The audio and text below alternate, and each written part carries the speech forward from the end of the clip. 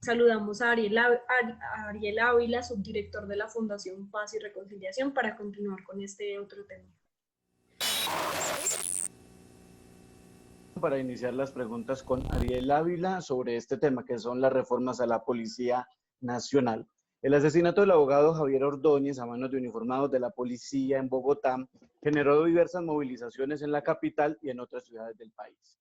En la noche del 9 de septiembre, según lo revelado por Cuestión Pública, 13 personas fueron asesinadas y 218 heridas en protestas en Bogotá y Soacha.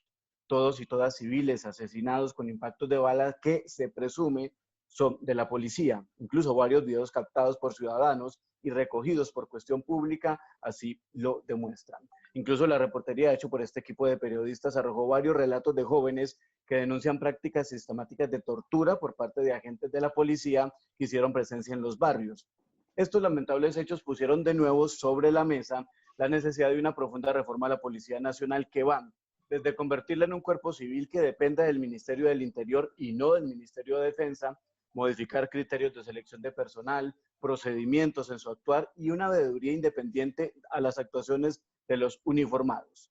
Las respuestas del ministro de Defensa, Carlos Holmes Trujillo, las entregadas por el comandante de la Policía Metropolitana de Bogotá, el brigadier general Huber Pinilla, y la visita del presidente Iván Duque a algunos CAI en Bogotá, evidencian que desde el gobierno no están muy interesados en impulsar estas reformas. Estas creemos deben acabar con la característica de ser un país de soluciones coyunturales a problemas estructurales, con resultados superficiales y pasajeros que tranquilizan un poco a la opinión pública y dan la sensación de tener un buen gobierno. Bueno, con este contexto que hizo José, saludamos a esta hora a Ariel Ávila, subdirector de la Fundación Paz y Reconciliación. Buenas tardes. Bueno, buenas tardes y muy amable por su invitación. Muchas gracias. Ariel, estos ataques fueron coordinados por la policía o por el ELN contra la población civil. ¿Usted qué cree? Mire, a ver, sobre eso, 4 respuestas. La primera respuesta es que un ataque coordinado como estos por parte de guerrillas debe tardar más o menos 3 o 4 meses. Eso no tarda menos que eso. Incluso lo primero que hace una guerrilla o un grupo criminal cuando va a hacer un ataque coordinado de estos es garantizar que la tropa se retire, o sea, garantizar el repliegue de la tropa.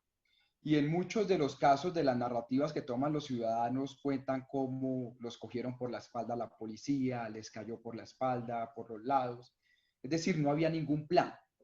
Entonces digamos, es muy improbable, a no ser que se manejen 2 hipótesis. La primera es que los policías hacían parte del ELN y que mataron a Javier Ordóñez adrede para causar las protestas. Puede ser. Yo lo veo muy improbable, pero puede ser. O la otra es que Javier Ordóñez haya sido el ELN, se tomó un trago y fue y se inmoló para provocar las protestas. Yo no lo veo probable, pero puede ser. Si ninguna de esas dos es posible, es muy difícil pensar que fue el ELN o las disidencias de esto. Segunda parte de la respuesta.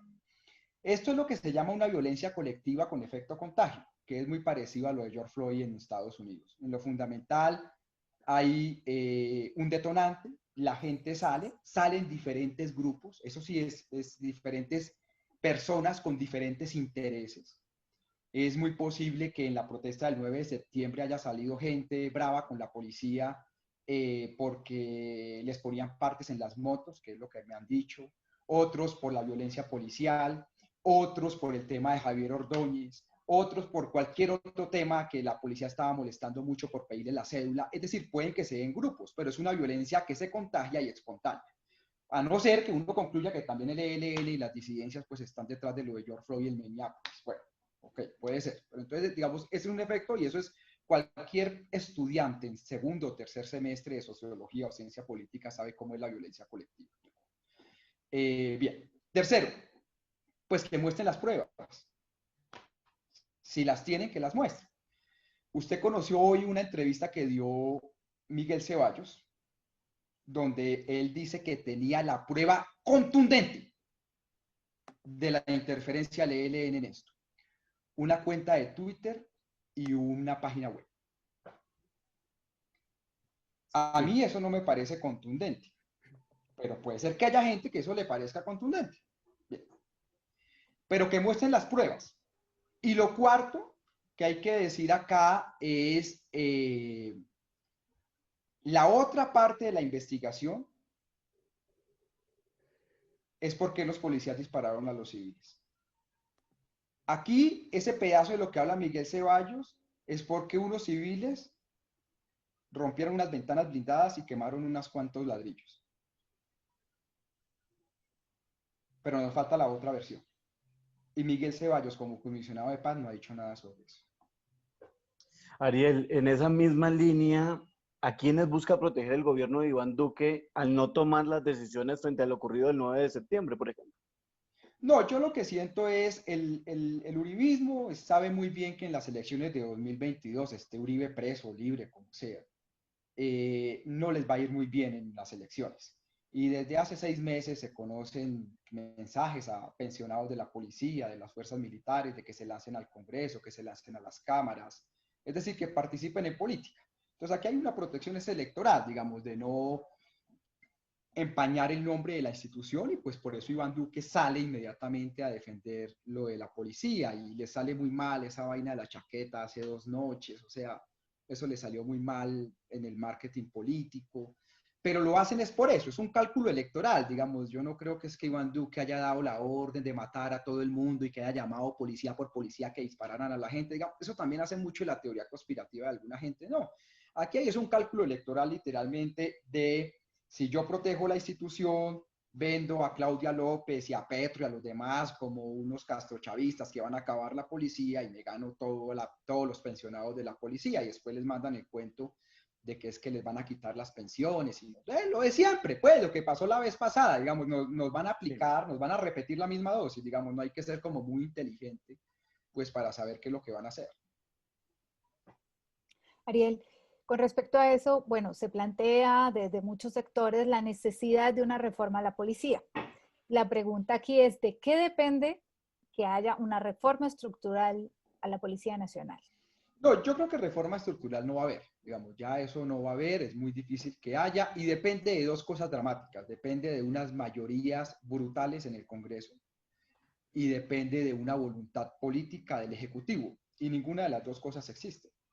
Entonces,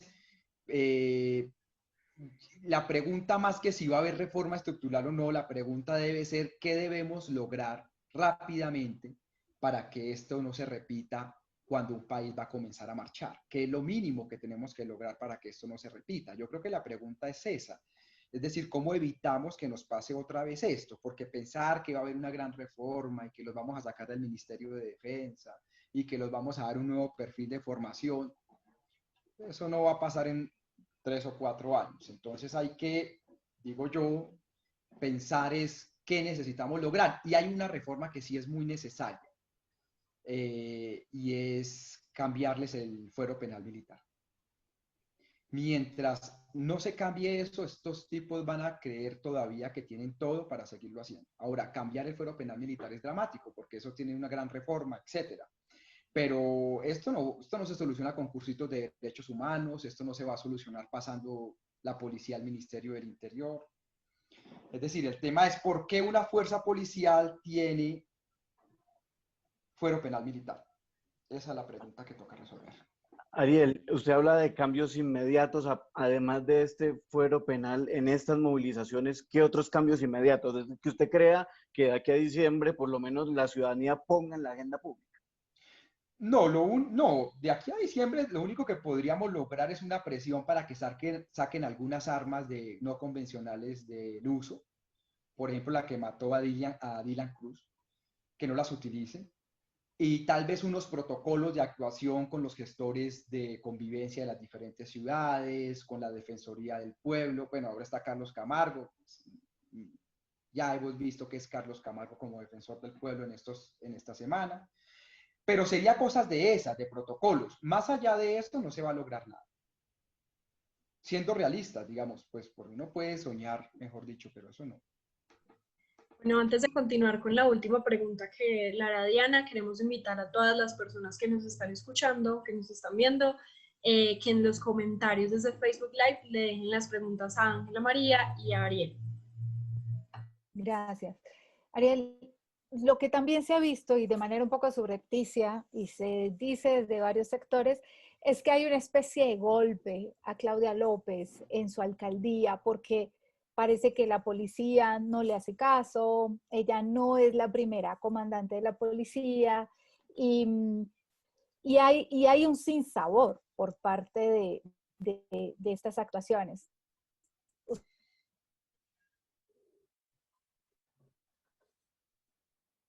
¿Se congeló Diana o me congelé yo?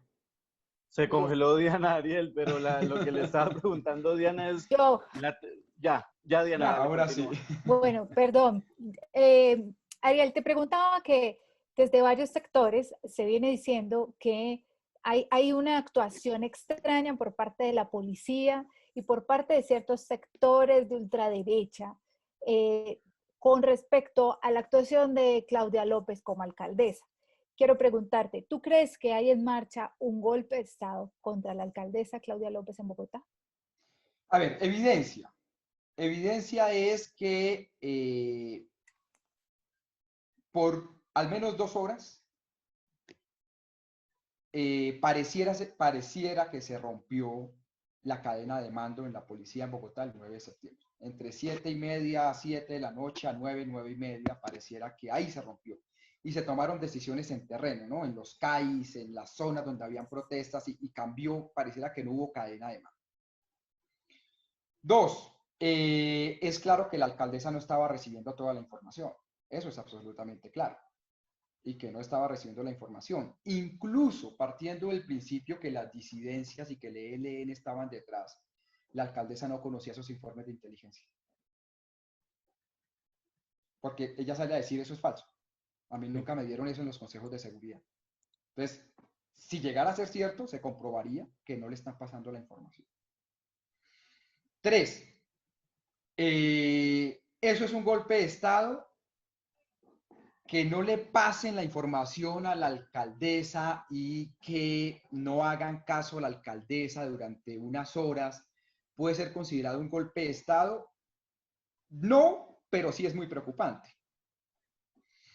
¿Qué es lo que muchos analistas temen que pase? Y es que le dejen disparar los indicadores de seguridad a Claudia López para bajarle en las encuestas y así cobrarle su activismo contra la policía. ¿Eso lo puede hacer la policía? Sí, eso lo pueden hacer, dejan de operar.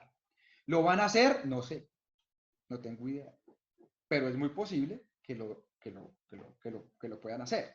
Pablo César Prado Brandt le pregunta a Ariel, ¿el video de la prueba reina a qué tribunal internacional se puede llevar y cómo? Mire, sobre ese video, digamos, pues hay que llevarlo a las autoridades nacionales, digamos, y que la fiscalía investigue y etcétera.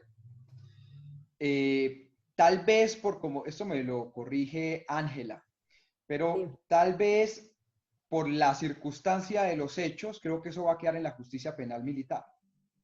Ese video, la muerte de Javier Ordóñez, ya quedó en manos de la fiscalía, pero ese video, que como ocurrió en actos del servicio, es posible que vaya a la justicia penal militar. Es muy probable, lo más probable. Y el problema es que ahí la mayoría de los casos pues terminan absolviendo a los policías y por tanto se podría acudir a la Corte Interamericana de Derechos Humanos.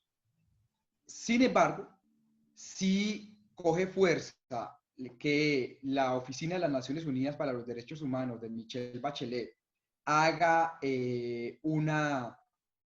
un informe especial para Colombia sobre esa materia, creo que ahí es el mejor sitio para donde pueda ir. Pero esto, digamos, no es que vayamos a tener autoridades internacionales de aquí a la otra semana, de aquí a un mes. Esto viene un proceso largo. Mire, el asesino de Dylan Cruz todavía está en la policía. Eso es un escándalo, pero eso no va a pasar nada. Hay que esperar que los trámites legales. Lo que se podría hacer es que ese video, si Naciones Unidas decide hacer un informe especial sobre derechos humanos, eso tendría que ser parte de la prueba. Pero pensar que esto va a salir ya en la Corte Interamericana o algo así, no, eso no. Porque además los sistemas supranacionales jurídicos son subsidiarios. Es cuando el Estado no quiere o no puede. Y ninguna de esas dos cosas sabemos todavía si se van a dar o no. Gracias, Ariel. Jorge Fernando Soto Villamizar le quiere preguntar a la doctora Ángela María, ¿qué pasaría con las demás investigaciones del Aro y demás que pasaron a la Fiscalía? Bueno, esas investigaciones tienen una particularidad y es que en ese momento Álvaro Uribe era gobernador. Por lo tanto, al ser gobernador sí tiene un fuero que corresponde a los fiscales delegados al fiscal general y obviamente a los fiscales delegados, que son la forma en que el fiscal puede también generar investigación. Pero la competencia es del fiscal general de la Nación y por lo tanto, siendo gobernador en el momento de los hechos, ese fuero sí lo sigue acompañando hasta el terminar de la investigación, porque los hechos con relación a la función, y aquí simplemente tratando de seguir la instrucción de Ariel de que le complemente lo que dijo, cuando el delito es funcional, persigue efectivamente el tema del fuero. Y sobre esos supuestos es muy importante mirar que en caso de los hechos de las masacres se le atribuye es cuando él era gobernador de Antioquia y sobre esos supuestos deberá ser asignado a un fiscal, es competencia del fiscal general, pero puede ser delegado a un fiscal delegado ante la Corte, porque con la reforma de hace 4 años se permite que el fiscal en estos casos delegue y normalmente delegan los fiscales delegados ante la Corte. Esa es una de las prácticas habituales, pero es competencia del fiscal general de la Nación. ¿Qué va a pasar? Esa es una buena pregunta. ¿Qué va a pasar? Porque fíjense cómo ese proceso lleva más de 10 años paseando entre la Fiscalía, la Corte, la Fiscalía. Y sobre esos supuestos, yo sí aspiro que en algún momento se produzca realmente una decisión de fondo. Y creo que el gran problema de estos procesos es que quedan sin resolver, para bien o para mal. Una de las cosas que debe asumir seriamente la justicia es tomar en serio estos delitos que son delitos graves. Estos delitos son delitos de lesa. Y aquí uniendo también lo que decía Ariel con el tema en particular de esta clase de delitos, estos delitos, fíjense cómo son delitos, entre otras, que reclama la jurisdicción internacional.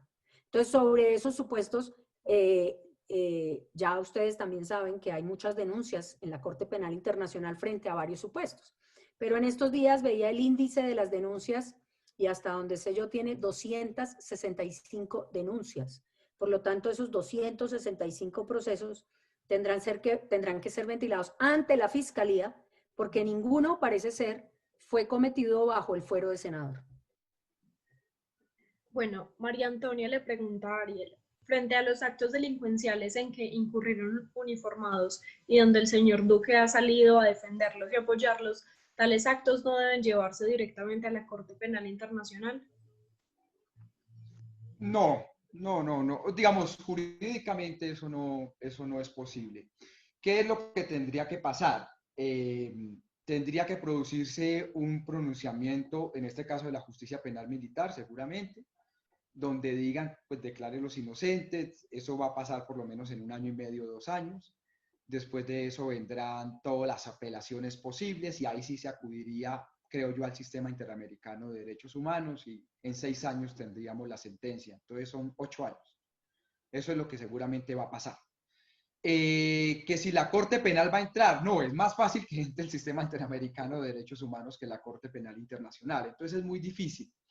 Y con respecto a lo de Iván Duque, eso es la lógica de ellos, es la lógica de este gobierno. Ha pedido explicaciones por los CAIs y claro, eso es muy costoso, una ventana blindada y uno que otro ladrillo o un poquito de concreto, eso es muy costoso, pero la vida tiene un valor absoluto y la vida nadie revive, así te hagamos todo, hagamos una vaca entre todos y pongamos la plata y el gobierno nos ha preguntado por eso, etcétera. Entonces, ese es el talante. Que Duque dejó plantada a Claudia López, pues dejó plantada a la minga indígena cuando arrancaba el gobierno, le importó un pito, pues vuelve y lo deja plantado. Que se puso la chaqueta de policía, ¿qué quería? Pues antes agradezca, pues, digamos, o sea, eso es, digamos, él en eso ha sido totalmente coherente con lo que es su estilo de gobierno. Otra pregunta, gracias Ariel, de María Antonia, pero a la doctora Ángela María, y es si los hechos de compra de testigos y fraude procesal lo realizó Uribe siendo senador, ¿por qué la Corte entrega el proceso a la Fiscalía cuando para en ese momento de supuestamente haber cometido esas actuaciones era aforado, doctora Ángela María? Porque digamos que hay dos clases de consideraciones particulares. Una cosa es lo que yo cometo en relación con la función como senador, y sobre esos supuestos es lo que se mantiene con competencia en la Corte. Y otra cosa es lo que yo pueda realizar siendo senador de la República, pero no en relación con la función del Senado. Y entonces aquí vienen dos clases de fuero.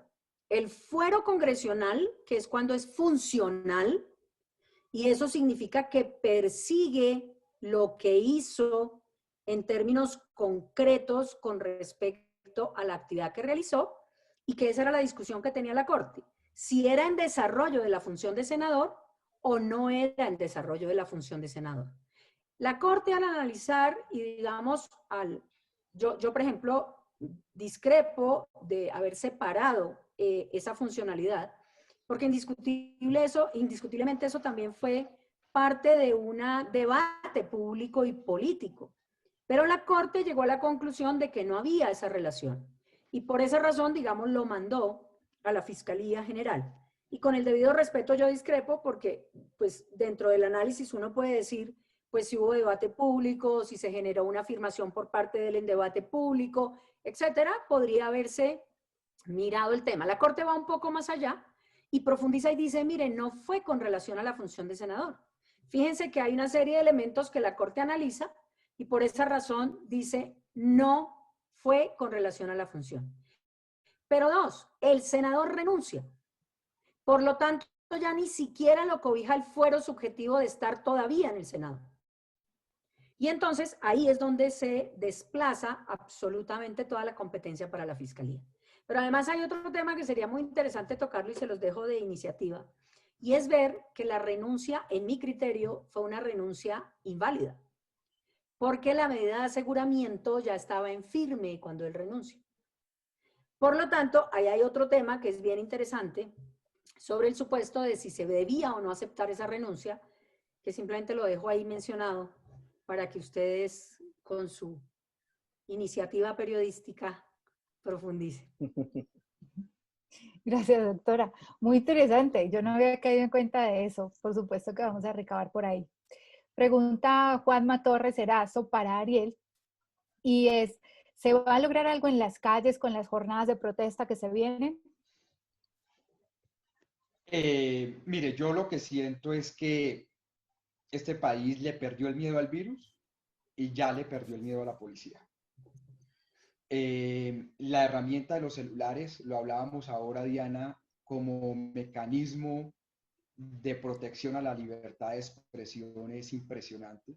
Si no tuviéramos los celulares y esto hubiese pasado hace 15 o 20 años con las famosas flechas de los celulares que teníamos, nos habíamos tragado el cuento del ELN y las disidencias y ya habían metido a Maduro y a los colectivos venezolanos, o sea, ya esto estaba hecho. Y yo creo que la gente le perdió el miedo.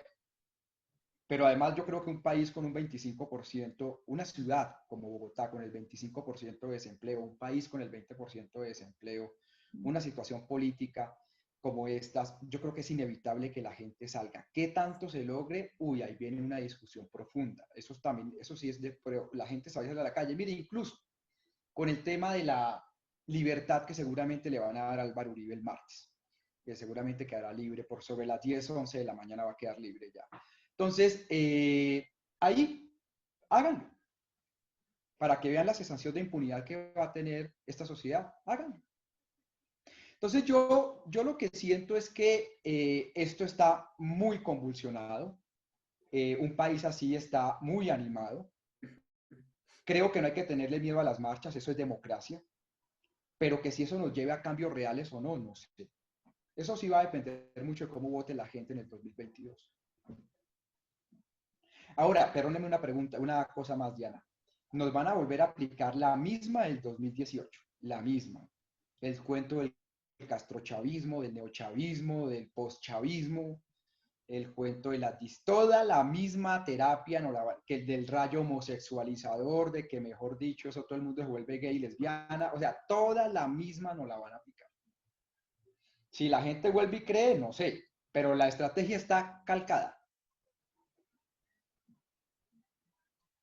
Gracias, Ariel.